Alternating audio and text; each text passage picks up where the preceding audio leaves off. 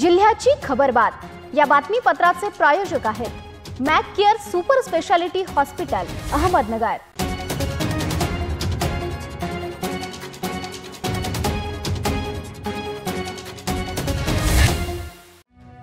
नमस्कार, मी पूनम न्यूज 24 सायद्रीमध्ये आपलं स्वागत। पाहूयात अहमदनगर जिल्ह्यातील महत्त्वपूर्ण बातम्यांचा आढावा। जिल्ह्याच्या खबरबातमध्ये पंतप्रधान नरेंद्र मोदी यांच्या दूरदर्शी धोरणामुळे कोरोना महामारीच्या काळात संपूर्ण देशभरात मोफत लसीकरण आणि मोफत धान्य वितरण या दोन योजना सर्वसामान्य जनतेच्या जीवनात आधारभूत ठरल्या असून यापुढे ग्रामीण भागातील जनतेला गुणवत्तापूर्ण व दर्जेदार आरोग्याच्या सेवा मिळण्यासाठी आरोग्य सेवेचे बळकटीकरण करण्यावर शासन अधिक भर देण्यात असल्याचे सुतोवाच राज्याचे महसूल, पशुसंवर्धन, दुग्धविकास मंत्री तथा जिल्ह्याचे पालकमंत्री राधाकृष्ण विखे पाटील यांनी म्हटलं आहे। मला समाधान गोष्टीचे की आता आपले जे आमदार आहेत, तरुण आहेत, त्यांना ती दृष्टी आहे आणि त्यामुळे निश्चितपणे तालुक्याचा कायाकल्प झाल्यास होणार नाही। अशा दृष्टीने मी सांगू इच्छितो, चांगलं काम करा, 24 तास लोकांसाठी मिळू द्या। तुम्हाला जी जिथं मदत लागेल शासनाची, मी 100% तुमच्याबरोबर आहे, सगळ्या अडचण आहे। अजून काय पाहिजे तुम्हाला गॅरंटी? जसं मोदी साहेबांनी देशाला गॅरंटी दिली तशी तुम्हाला माझी गॅरंटी आहे। आदिवासी समाजाचे आराध्य दैवत आद्य क्रांतिकारक जननायक तात्यासाहेब भिल्ल उर्फ तंटा मामा भिल्ल यांच्या हुतात्मा दिन एकलव्य समाजाच्या वतीने कोपरगाव शहरात साजरा करण्यात आला। या निमित्ताने एकलव्य संघटना महाराष्ट्र राज्य यांच्या वतीने अभिवादन सोहळा संपन्न झाला। या निमित्ताने साईबाबा कॉर्नर येथून क्रांतिकारक तंट्या तात्या यांच्या प्रतिमेची वाजत गाजत मिरवणूक काढण्यात आली। या प्रसंगी एकलव्य संघटनेचे प्रदेश महासचिव किरण ठाकरे, शिवसेना उपनेते लक्ष्मण वडिले, दत्तात्रय चेचर आदींसह मान्यवर मोठ्या संख्येने उपस्थित होते। कोपरगाव या ठिकाणी आयोजित केलेल्या अभिवादन सभेमध्ये आम्ही दोन गोष्टींचा या ठिकाणी निर्णय घेतलेला आहे। त्यामध्ये एकतर आदिवासींसाठी असलेलं जे 10-12 हजार रुपयाचं जे बजेट आहे, ते बजेट आदिवासींसाठी योग्य पद्धतीने राबवलं जात नाही। यासाठी आम्ही आंदोलन पुढच्या काळामध्ये उभारणार आहोत। शेवगाव तालुक्यातील स्पर्धा परीक्षा अभ्यास करणारे विद्यार्थी व पुस्तक प्रेमींनी कालपासून सुरू असलेल्या पुस्तक प्रदर्शनास भेट द्यावी असे आवाहन माजी नगरसेवक रिंकू फलके यांनी केले। काल दिनांक 5 डिसेंबर रोजी शिक्षक पदवीधर मतदारसंघाचे आमदार सत्यजित तांबे यांच्या शुभ हस्ते उद्घाटन करून या पुस्तक प्रदर्शनास प्रारंभ करण्यात आला। या कार्यक्रमात स्पर्धा परीक्षा अभ्यास करणारे विद्यार्थ्यांसाठी सुप्रसिद्ध प्राध्यापक विठ्ठल कांगणे सर मार्गदर्शनही केलं आहे। काल दिनांक 5 डिसेंबर रोजी आपल्या राजीव बुक फेस्ट या भव्य पुस्तक प्रदर्शनाचं उद्घाटन झालेलं आहे। तरी मी राजीव राजळे मित्रमंडळाच्या वतीनं सर्व शेवगाव शहर व तालुक्यातील विद्यार्थी व पालकांना आवाहन करू इच्छितो की आपण या पुस्तक प्रदर्शनाचा लाभ घ्यावा। भारतीय संविधानाचे शिल्पकार, आधुनिक भारताचे जनक, विश्वरत्न महामानव वंदनीय डॉक्टर बाबासाहेब आंबेडकर यांचे महापरिनिर्वाण दिनी जामखेड मराठा क्रांती मोर्चाच्या वतीने विनम्र अभिवादन करण्यात आले। यावेळी मोठ्या संख्येने मराठा क्रांती मोर्चाचे सदस्य व साखळी उपोषणकर्ते उपस्थित होते।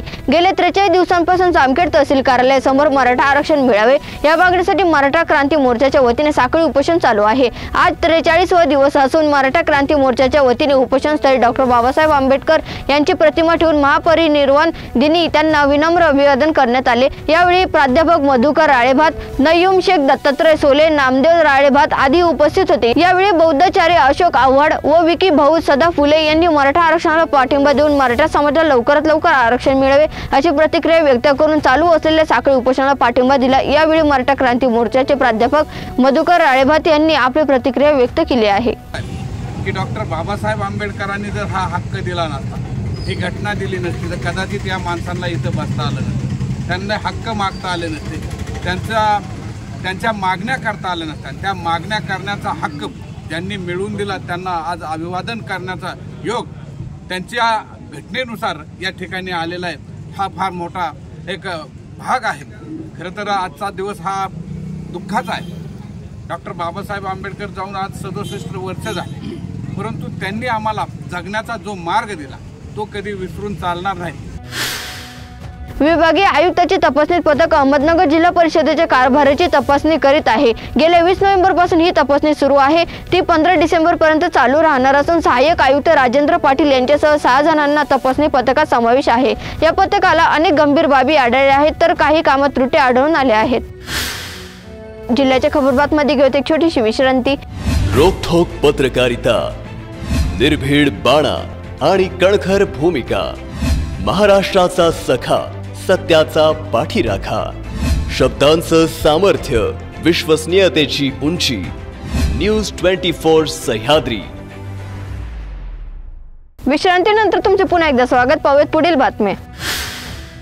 3 राज्याच्या निवडणुकीत पुन्हा एकदा जनतेने भाजपला कौल दिला आहे। याच पद्धतीचा कौल येणाऱ्या लोकसभेला व इतर निवडणुकीत मतदारांनी द्यावा, यासाठी कार्यकर्त्यांनी सज्ज राहावे असे आवाहन आमदार मोनिका राजळे यांनी केले। तालुक्यातील माणिकदौंडी परिसरातील विविध गावातील 4 कोटी रुपये खर्चाच्या विविध विकास कामाचा प्रारंभ राजळे यांच्या हस्ते करण्यात आला। यावेळी त्या बोलत होत्या। महाराष्ट्र सुवर्ण जयंती नगरोत्थान महाअभियानांतर्गत 179 कोटी 98 लाख रुपये खर्चाच्या जामखेड शहर नळ पाणी पुरवठा योजनेच्या प्रत्यक्ष कामाला प्रारंभ झाला आहे। जामखेड शहरापासून 66 किलोमीटर अंतरावर असलेल्या उजनी जलाशयातून जामखेड शहराचा महत्त्वाकांक्षी पाणी पुरवठा योजना राबवली जाणार आहे। यामुळे जामखेड शहराला शाश्वत पिण्याचे पाणी मिळणार आहे। सध्या कार्यरत असलेली शहराची पाणी पुरवठा योजना शहरालगत असलेल्या भुतवडा लघु पाटबंधारे तलावावरून आहे।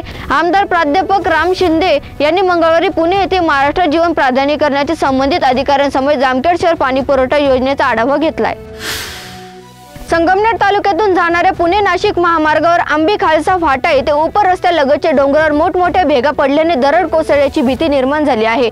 त्यामुळे प्रवासी वाहनांची मोठी दुर्घटना होऊ शकते। महामार्ग प्रशासनाने वेळीच लक्ष घालून जे दगड पडण्याच्या अवस्थेत आहेत ते काढून बाजूला करावेत अशी मागणी स्थानिक नागरिक व वाहन चालक करत आहेत।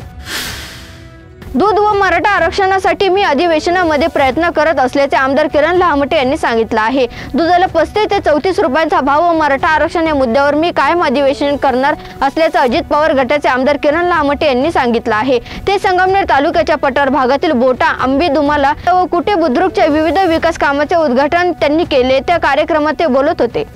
आदिवासींच्या आरक्षणाला धक्का लावू नये ही एक प्रामुख्याने हा विषय असणार आहे आणि बाकी ओबीसी इतर बांधवांच्याही आरक्षणाला धक्का न लागता जे काही आरक्षण निर्माण करायचे ते निर्माण करावं हे मुद्दे या दृष्टीने प्रायोरिटीचे। आता शेतकऱ्यांच्या दुधाचा जो भाव आहे तो साधारणतः लिटरला 34 रुपये भेटला पाहिजे, हा एक महत्त्वाचा प्रश्न आहे। आणि आता ज्या अवकाळी पावसाने शेतकऱ्यांना जे नुकसान झालं आहे तर ती नुकसान भरपाई भेटावी, हे सगळे मुद्दे घेऊन या अधिवेशनामध्ये आम्ही। नाशिक पुणे महामार्गावर संगमनेर तालुक्याच्या हद्दीत 10 ठिकाणी ब्लॅक स्पॉट आहेत। 4 दिवसांपूर्वी 19 मैल येथे भरधाव कंटेनरने दिंडीतील वारकऱ्यांना उडवले होते। या 4घांना जीव गमवावा लागला। सर्व्हिस रस्त्याची अवस्था अत्यंत बिकट आहे। स्ट्रीट लाईट अनेकदा बंद असतात। कासारा, दुमाला, बोटा, साकुरा फाटा, आंबी खालसा फाटा येथे सर्व्हिस रस्त्याची कामे अद्यापही झालेली नाहीत। आतापर्यंत अनेक राजकीय पक्षांनी अनेकदा निवेदनही दिली, आंदोलने झाली, परंतु भारतीय राष्ट्रीय राज्यमार्ग प्राधिकरण यांच्याकडे लक्ष द्यायला तयार नाही। त्यामुळे या मार्गावर अजून किती जणांचे बळी द्यायचे वाट पाहणार असा प्रश्न उपस्थित होत आहे। जिल्ह्याच्या खबरबातमध्ये इथे थांबत, मात्र तुम्ही पाहत राहा न्यूज 24 सह्याद्री। जिल्ह्याची खबरबात या बातमीपत्राचे प्रायोजक होते mac care super speciality hospital, Ahmednagar.